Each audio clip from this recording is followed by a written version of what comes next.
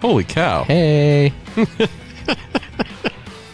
Well, I guess I should say, welcome to the Marshall Pruitt Podcast. No, it's not the week in IndyCar. It's the day at Indy.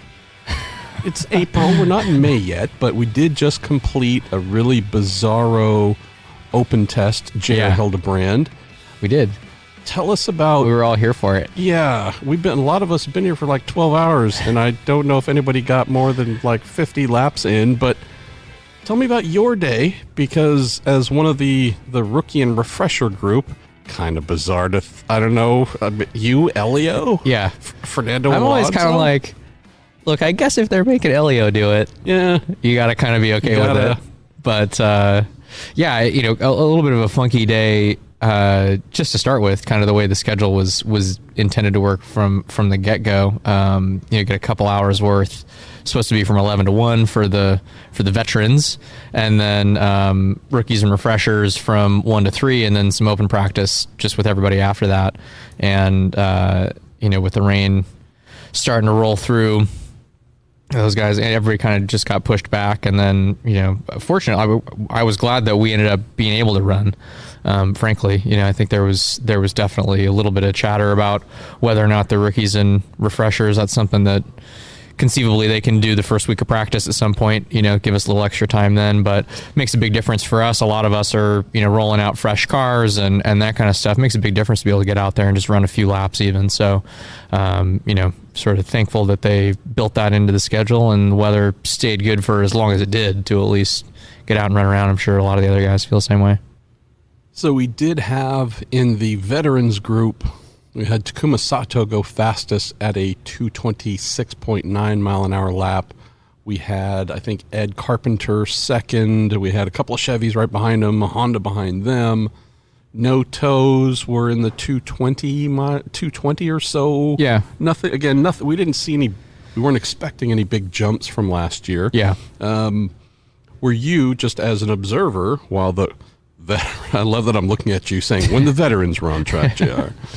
When the veterans were on track, was there anything you were observing, looking for? Did you take anything from the speeds they turned, toe or no toe?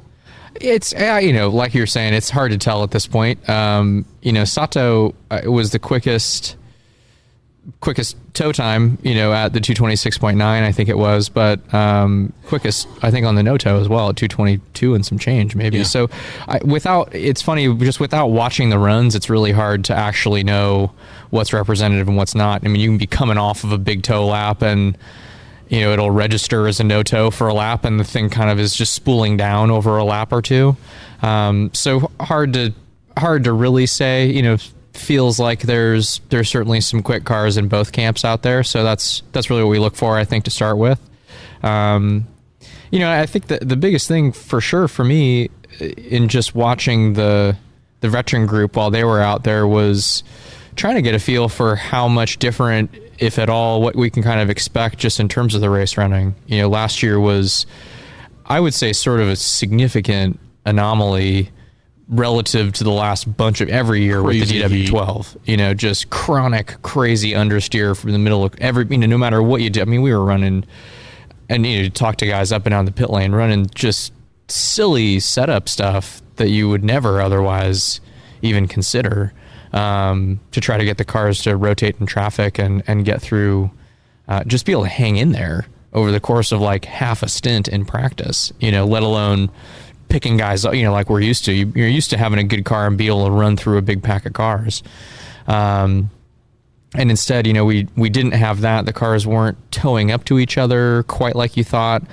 That all goes together a little bit. If you've got a lot of understeer, you're driving through a lot of scrub at the exit of the corner, it's just not going to have that pop off of turn 2 or turn 4 onto the straightaway. Sure. So that's really what I was looking at when the veterans were out there. You're always trying to get a kind of keeping stock or keeping track of what the no-toe times are, just to get a sense for, is there an obvious, difference between Honda and Chevy or whatever. But, and it looked like it was kind of somewhere in between what maybe we'd hope for it to be, in terms of really being able to pull up off of turn 4 and suck up to a guy and pass him down the straight.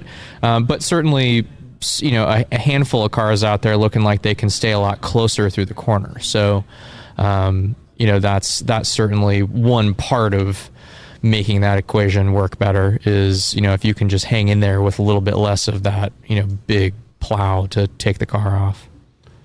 So knowing that the rookie and refresher session was a little bit compressed due to some rain stoppages and so on, I know that you guys had a little bit of electrical funk that kept you off track for a little bit.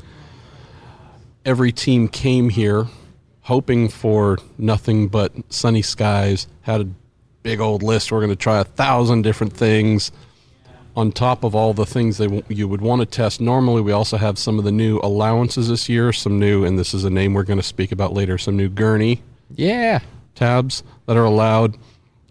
Was able to observe that some teams, Penske, for example, seemed to want to get into them almost right away and probably wanted to at least get some data on them and then get to their main testing plan. Didn't look like a lot of other teams were able to get down that route. Were you able to do any of that in your, again, kind of abbreviated evening run? we were close to being able to get into that kind of, we certainly had that as a part of the intended program for the day, just depending on how everything was going to shake out. And just because of the compressed time. And then, we ended up down with an issue that we were trying to solve. Unfortunately, everybody figured it out before the end of the day. So we at least kind of got the gremlin under control and out of the way, and we're able to get back out there. But this year they've got exactly like you said. There's a new rear wing gurney, and then there's a sort of a varied set of different options for the front wing. So you've got big gurneys that you can run. There's also a main plane extender, which is kind of came out of Pocono last year. Theoretically, sort of a cleaner way of being able to take front wing out. What we're really battling is what they sort of ended up discovering last year with the front main plane and the front sort of wing assembly that was designed for this universal kit, was that at a point it was just starting to stall basically. So you'd keep cranking front wing angle into it at a level that wouldn't be abnormal historically, and it just wasn't doing anything basically. And so they've made a couple of little adjustments just to the main plane itself to try to make the main plane without any additional stuff more effective. But then they've got these different options that will let you kind of continue. You'll crank the wing angle in until you need more, and then you can add some of these additional parts, take the wing angle back out, and go through these kind of iterative phases to get more COP in the car and add more front wing at a few different levels. So that's center of pressure, boys and girls. I think certainly our intent was to, if everything goes well, you start just going out there and collecting data, just making sure that the numbers that you that you see on track match what are on the sheet that you are sort of basing everything off of. But that'll just be something that I think, as you said, a lot of us will end up pushing that work now to the first week of practice. Had some other fun stuff happen today. Well, not all of it fun. Sometimes when I say fun, I mean interesting. So I should say interesting. Sometimes when I say interesting, I mean bad. We had Max Chilton, who unfortunately blowed up himself motor. Yeah. And as you well know, there are grades of blowing up a motor. There's there's the little, poor little thing. Yeah. It's limping a little bit. It got a, hurt paw. Then there's, that's the C+ blown motor. That's the bug that got smashed on the windshield. Yeah. Max did a mid-track oil change. Yeah. He was definitely in the A range. Yes. On that motor blow up. The Austrian and German judges gave him a 10.0 on that one. So, and they're the toughest ones too. Yeah. So I mentioned this in the end of day video with Bourdais. There's some who are going to say, "Oh my goodness, Chevy blew a motor, doom and gloom coming," and you go, "Yeah, but all the other Chevys ran just fine. Everybody relax." I did hear that they were at the very end of the mileage on that thing as well. Well, we confirmed it's at the end of its mileage. We can at least... It is officially at the end of its mileage. But anyways, ended Max's day prematurely. Sky is not falling. No. We had Fernando Alonso, who had 2 turns of glory. they were having, I don't know, it might have been in the same kind of power distribution issues. I don't know if that you guys were dealing with, but they lost voltage right away as he was heading down pit lane.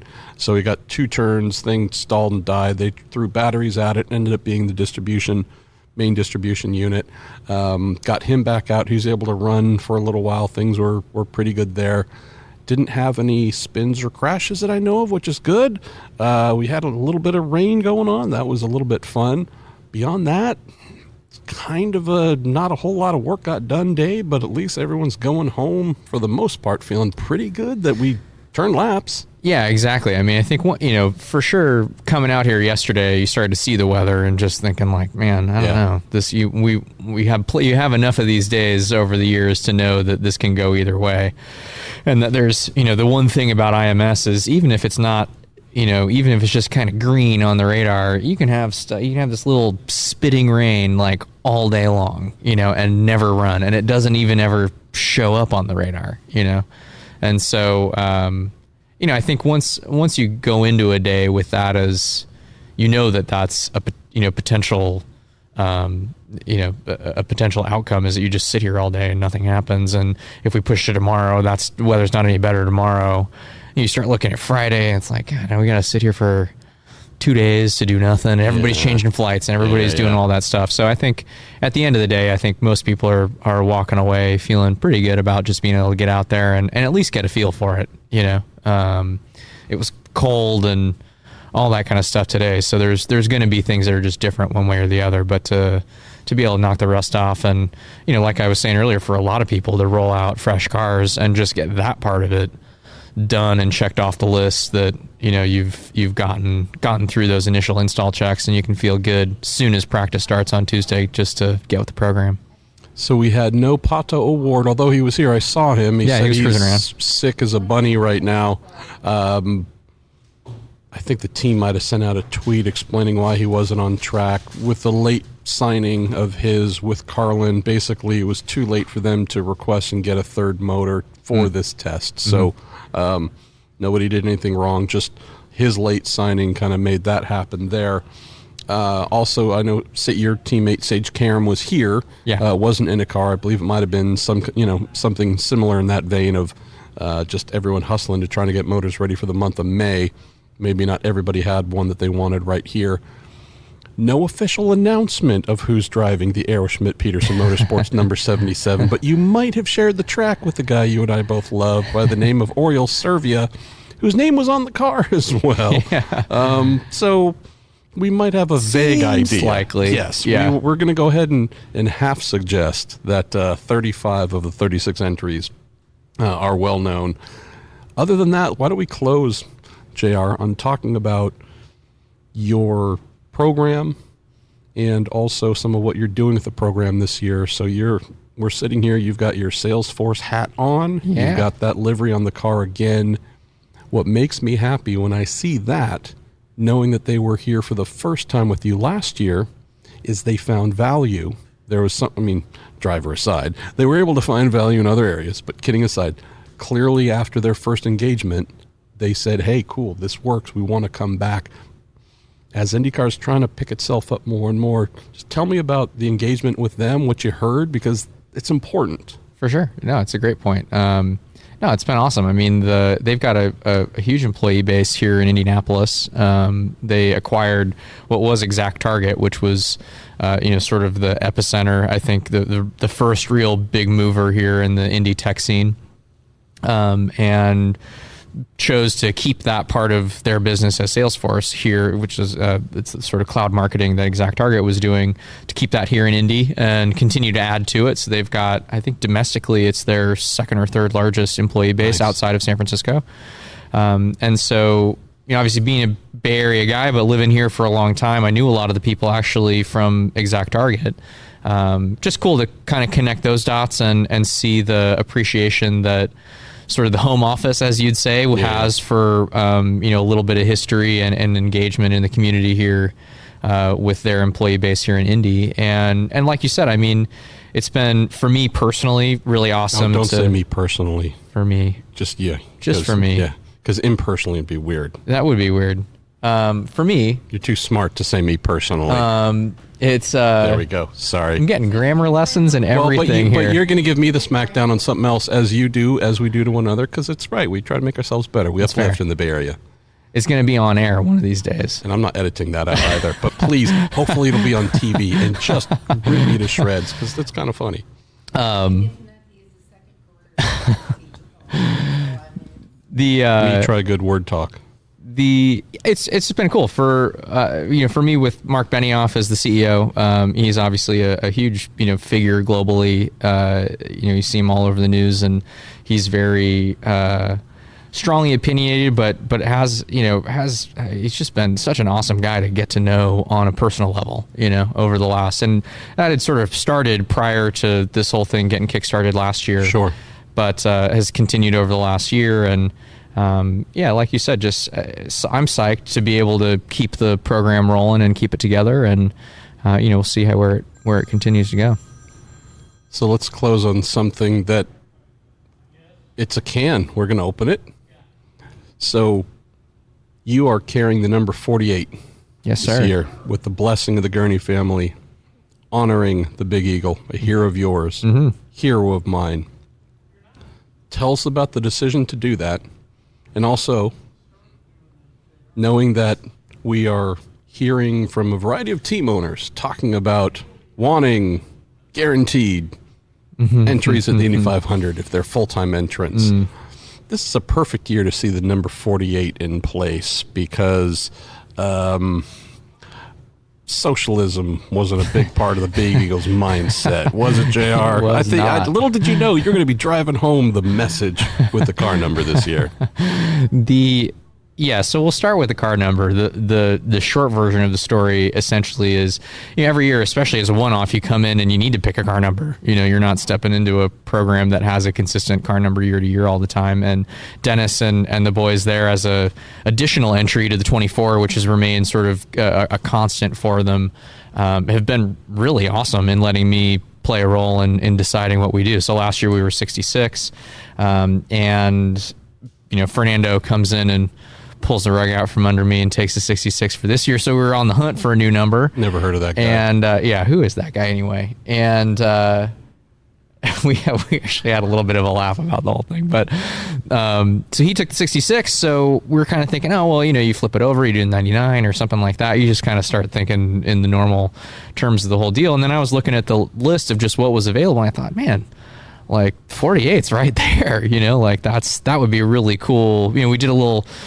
thing around choosing the 66 and why that was an important number, from Donahue to Jim Hall, and you had your even whole a prime numbers initiative too. Had a little Jim cool. Clark, nod in there, in terms of the actual font and kind of the reason that we did the numbers stylistically the way that we did. And so, but it was funny actually. Just yesterday, I was looking at my helmet from last year, and I had the Big Eagle on the back of it because he recently passed away. Yeah. Before Indy, and he was right there on my lid in the 48, so a little bit serendipitous there maybe to choose that number. And so we're psyched on that. The team and sales force, kind of working the proper font and style into the number is just, it makes me love all those guys even more. And you're an old soul. That's man, one of the things I love about you. You do things properly. And I think I always want people to know, I'm not in any way, shape, or form trying to say like, hey, this is like Dan's Eagle AAR, whatever. It's just, no, man, like, he was awesome. Numbers available. I've gotten to know the Gurneys over the years, which has been really cool. Had an awesome opportunity a couple of years ago before Dan passed away to sit down and talk with him, like talk racing, like the conversation everybody wishes they could have had with Dan Gurney, I think. And so it's just, it's a cool way to bring back a little bit of that history. You don't get a chance to do that very often, so even if it's just kind of a little nod, I've grown to appreciate those moments.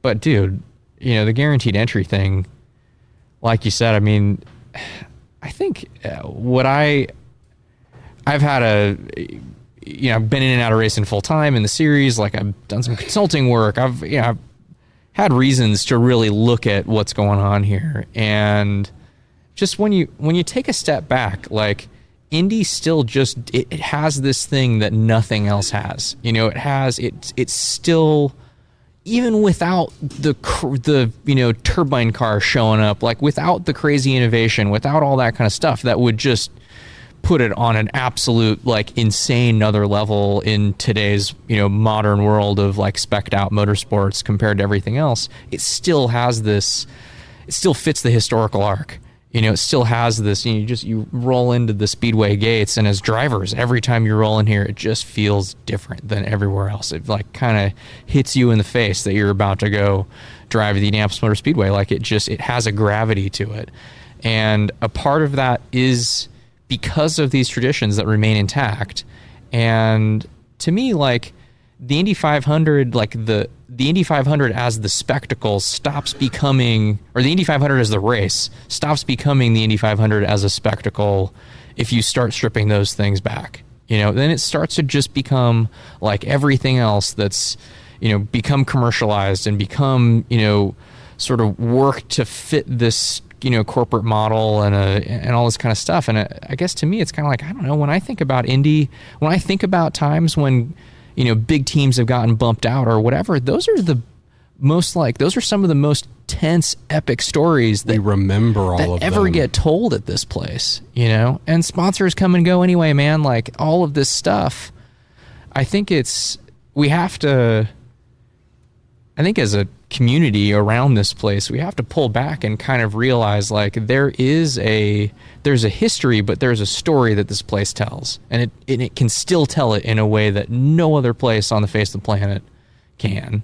And these little things, like the fact that, I mean, I've been in positions with ECR, and hopefully we're back in this kind of spot this year, but there are times when as a car that is going to have no problem making the field, you're starting to think about, well, do I go for the second row instead of the third row? Because or am I going for the top 9 or not or whatever? Because if you get in that line that you got to pull your time and you go wreck the thing, you're out of the race.